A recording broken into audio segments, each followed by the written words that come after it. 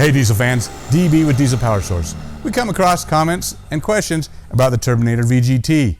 And some people are concerned about VGTs. And I totally get it if the only experience they've had is with the stock VGT Turbo.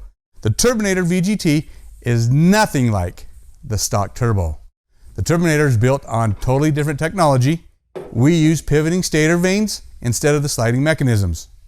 Unlike the stock or stock modified VGTs that use a problematic sliding mechanism that eventually stick from soot buildup, the Turbonator VGT is a performance grade turbo specifically designed with our anti-sticking variable stator vane turbo technology that doesn't get stuck.